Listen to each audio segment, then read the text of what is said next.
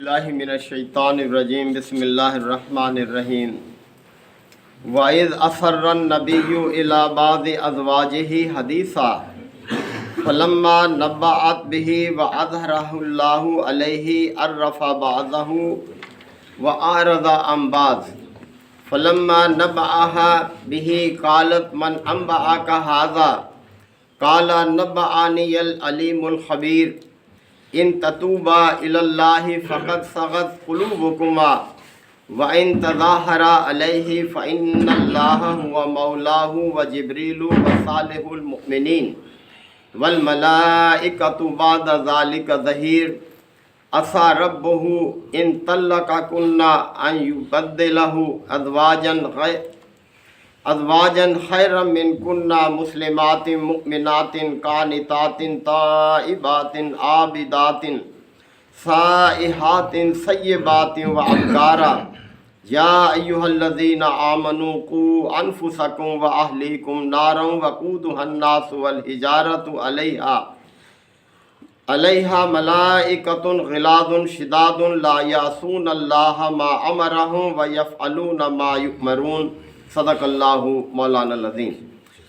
حضرات، سورہ تحریم کے پہلے رکوع کی آیات ہیں، بڑی اہم باتوں کی طرف توجہ دلائی جا رہی ہے۔ پچھلی آیات میں رب کریم نے نبی کریم صلی اللہ علیہ وسلم کے اس عمل کے بارے میں تنبیہ فرمائی جو آپ صلی اللہ علیہ وسلم نے ایک حلال چیز کو اپنے اوپر حرام کر لیا تھا اور قسم کھا لی تھی اس کے استعمال نہ کرنے کی۔ تو اللہ تعالیٰ نے اس چیز پر توجہ دلائی کہ دیکھیں، ایک عام شخص کا تو کسی چیز کو کھانے سے پرہیز کرنا کوئی ایسی بات نہیں ہے۔ بہت سی چیزیں ہیں جن سے ہم پرہیز کر لیتے ہیں، حلال چیزیں ہیں، حرام تو نہیں جانتے ان کو، لیکن بہرحال ان سے کھانے سے ہم اجتناب کرتے ہیں۔ لیکن پیغمبر اگر کسی چیز کو اس طرح سے اپنے اوپر حرام کر لے تو یہ بہت اہمیت کی بات ہے، کیونکہ وہ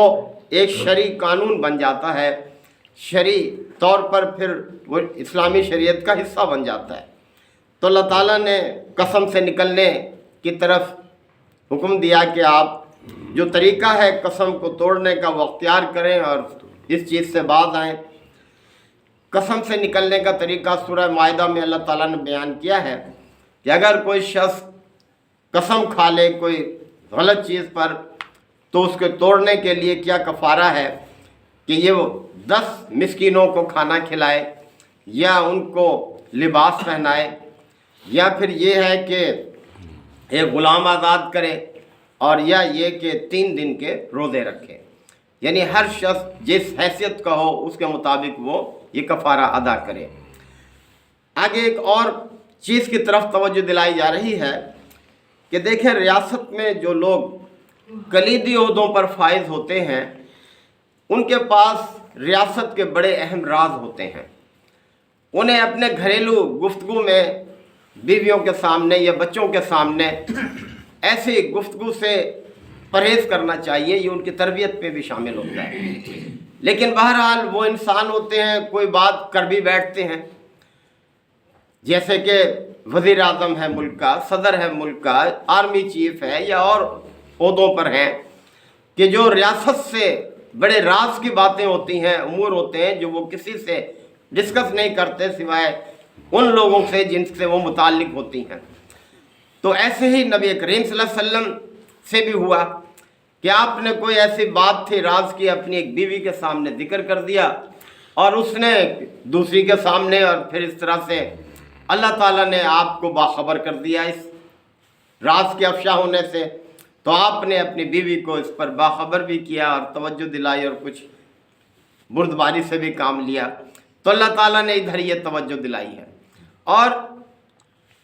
بات کو بیان کرنے کا مقصد یہ نہیں ہے کہ ان چیزوں پر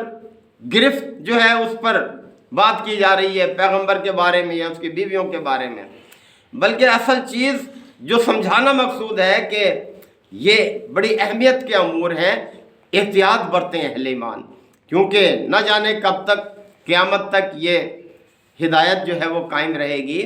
پیغمبر نے تو اب کسی نے نہیں آنا، لہذا اہل ایمان اپنے امور میں ان چیزوں کو پیش نظر رکھا کریں اور احتیاط برتا کریں۔ ایسے ہی ہے تو فرمایا کہ وَإِذْ أَسَرَّ النَّبِيُّ إِلَىٰ بَعْضِ أَزْوَاجِهِ، اور یہ بات بھی قابل توجہ ہے کہ جب نبی نے اپنی بیوی سے ایک بات راز میں کہی تھی، وَإِذْ أَسَرَّ النَّبِيُّ إِلَىٰ بَعْضِ أَزْوَاجِهِ حَدِيثًا، کہ ایک بات جو بڑی راز کی تھی وہ اس نے اپنی ایک بیوی سے کہہ دی تھی، یہ بات بھی قابل توجہ ہے۔ فَلَمَّا نَبَّأَتْ بِهِ، پس جب اس نے یہ بات کھول دی، وَأَظْهَرَهُ اللَّهُ عَلَيْهِ، اور اللہ نے پھر اپنے نبی کو اس راز کے افشا سے باخبر کر دیا۔ عَرَّفَ بَعْضَهُ وَأَعْرَضَ بَعْضَهُ، تو نبی نے اس بیوی سے کچھ تو اظہار کیا اور کچھ اعراض برتا۔ فَلَمَّا نَبَّأَهَا بِهِ، پس جب نبی نے اس بیوی سے اپنی اس راز کا افشا ہونے کا ذکر کیا، قالت، تو اس بیوی نے پوچھا، من انباک ھذا، آپ کو یہ کس نے بتا دی بات؟ پیغمبر سے پوچھا کہ آپ کو یہ بات کس نے پہنچا دی آپ کو؟ قالا، تو آپ صلی اللہ علیہ وسلم نے فرمایا، نبأنی العلیم الخبیر، مجھے اس ہستی نے بتا دی جو علیم ہے، خبیر ہے۔ یعنی اللہ دلوں کے بھید جانتا ہے، اللہ سے تو کوئی بات چھپی ہوئی نہیں ہے، اللہ ہر چیز کا علم رکھتا ہے، باخبر ہے وہ اپنی مخلوق سے، تبھی تو وہ اتنے بڑے نظام کائنات کو چلا رہا ہے کہ اس کا علم حاوی ہے اس کائنات پر، اسے خبر ہے، ایک ایک ذرے کی خبر ہے، اس کو ایک ایک پتے کی خبر ہے جو گرتا ہے درخت سے۔ تو اللہ اس ہستی نے مجھے بتایا، نبی کریم صلی اللہ علیہ وسلم نے فرمایا جواب میں، مجھے اس ہستی نے بتایا ہے کہ جو علیم ہے، خبیر ہے۔ ان تتوبا الی اللہ، اگر تم دونوں اللہ سے توبہ کرتی ہو، فقط صغت قلوبکما، بڑے سخت الفاظ ہیں یہ، تمہارے دل راہ راست سے ہٹ گئے تھے۔ اب دل راہ راست سے ہٹنا پیغمبر کی بیویوں کا بڑا حساس معاملہ ہے، ہمیں تو بیان کرنے کی ضرورت نہیں ہوتی، یعنی اللہ نے اس کی اہمیت سے باخبر کرنے کے لیے ایسے سخت الفاظ استعمال کیے ہیں۔ اب وہ دو کون سی تھی بیویاں؟ ابن عباس رضی اللہ عنہ کا بیان ہے کہ میں جرت نہیں کرتا تھا کہ پوچھوں کہ کون تھیں وہ دو۔ ایک مرتبہ ایسا، یہ بخاری اور مسلم کی روایات میں ہے یہ بات، تو فرماتے ہیں ابن عباس رضی اللہ عنہ کہ میں ایک دفعہ حج کے سفر پر تھا حضرت عمر رضی اللہ عنہ کے ساتھ، اور میں انہیں وضو کرا رہا تھا کہ میں نے ہمت کر کے پوچھ لیا ان سے، تو انہوں نے بتایا کہ یہ حضرت عائشہ اور حضرت حفصہ تھیں یہ۔ تو بہرحال حضرت عائشہ صدیقہ رضی اللہ عنہ ام المومنین، ابوبکر صدیق رضی اللہ عنہ کی بیٹی، اور حضرت حفصہ ام المومنین جو ہے یہ حضرت عمر رضی اللہ عنہ کی بیٹی۔ تو بہرحال اس طرف آپ کے بتانے سے یہ بات واضح ہوئی، ورنہ تو کسی کے علم میں نہیں تھی۔ اور پھر یہ کہ آگے بات کی جا رہی ہے کہ اگر تم دونوں توبہ کر لو تو یہی تمہارے لیے بہتر ہے، اللہ معاف کرنے والا ہے۔ وَإِن تَظَاهَرَ عَلَيْهِ، اور اگر تم نے جتھا بندی کی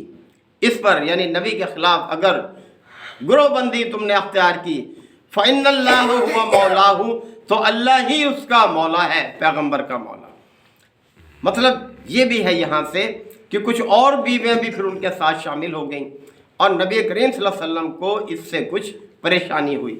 اور صورتحال یہاں تک ہوئی کہ آپ کو کچھ تھوڑا سا علیحدگی بھی اختیار کرنی پڑی ازواج کو احساس دلانے کے لیے، اور یہاں تک بات جو ہے وہ مشہور ہو گئی کہ آپ صلی اللہ علیہ وسلم نے اپنی ازواج کو طلاق دے دی ہے۔ حضرت عمر رضی اللہ عنہ کی روایت ہے کہ میں نبی کریم صلی اللہ علیہ وسلم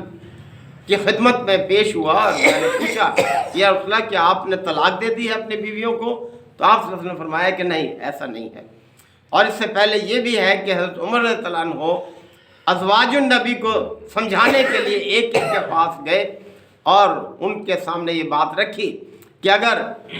اللہ کا پیغمبر تمہیں طلاق دے دے تو بعید نہیں کہ اللہ تم سے بہتر بیویاں اس کو عطا کر دے۔ اور آپ سمجھاتے سمجھاتے آخر میں حضرت ام سلمہ کے پاس پہنچے اور انہیں بھی یہی بات کہی تو حضرت سلمہ نے یہ جواب میں فرمایا کہ عمر، کیا اللہ کا پیغمبر اپنی بیویوں کو نصیحت کرنے کے لیے کافی نہیں ہے؟ تو آپ فرماتے ہیں کہ پھر میں خاموش ہوں، پھر میری جرت نہیں بات کرنے کی۔ تو یہ ہے کہ ایسے معاملات بھی کثرت ازواج میں پیش آتے ہیں، یہ کوئی ایسی بات نہیں ہے تعجب کی۔ تو بہرحال اللہ سب پر قدرت رکھتا ہے، اس کو حق حاصل ہے کہ وہ نصیحت کرے، پیغمبر کو بھی، ازواج کو بھی، جن کو چاہے اللہ تعالیٰ نصیحت کرے۔ تو اللہ تعالیٰ نے فرمایا کہ اگر تم نے جتھا بندی کی فَإِنَّ اللَّهَ هُوَ مَوْلَاهُ، تو یاد رکھو اللہ اپنے پیغمبر کا مولا ہے، وَجِبْرِيلُ وَصَالِحُ الْمُؤْمِنِينَ، اور اسی طرح جبریل بھی، صالح مومنین بھی، وَالْمَلَائِكَةُ بَعْدَ ذَلِكَ ظَهِيرٌ، اور اسی طرح سے سب فرشتے جو ہیں اپنے پیغمبر کے مددگار ہیں۔ عَصَىٰ رَبُّهُ، بعید نہیں ہے کہ اس کا رب یعنی پیغمبر کا جو رب ہے، ان طلقکن، اگر تم سب کو وہ طلاق دے دے، ان یبدلہ ازواجن، تو وہ اس کی جگہ اسے اور بیویاں عطا کر دے، خیرا منکن، جو ان سے بہتر ہوں گی۔ یہ تنبیہ کی جا رہی ہے ازواج پیغمبر کو کہ دیکھو، بعید نہیں کہ اللہ تعالیٰ کا پیغمبر تمہیں سب کو طلاق دے دے اور تمہاری جگہ اسے ایسی بیویاں عطا کر دے جو تم سے بہتر ہوں گی، مسلماتن، مسلم ہوں گی، مومناتن، مومن ہوں گی، قانتاتن، اطاعت گزار ہوں گی، تائباتن، توبہ کرنے والی ہوں گی، عابداتن، عبادت گزار ہوں گی، سائحاتن، روزہ دار ہوں گی، سیباتن و ابکارا، اور خواہ وہ شوہر دیدہ ہوں یا کنواری ہوں، یعنی بیوہ بھی ہو سکتی ہیں، کنواری بھی ہو سکتی ہیں، اور بیوی اللہ عطا کر دے۔ یا ایھا الذین آمنوا، اب نصیحت ہے تمام اہل ایمان کو، اے لوگو جو ایمان لائے ہو، قوا انفسکم واہلیکم نارا، اپنے آپ کو اور اپنے اہل و عیال کو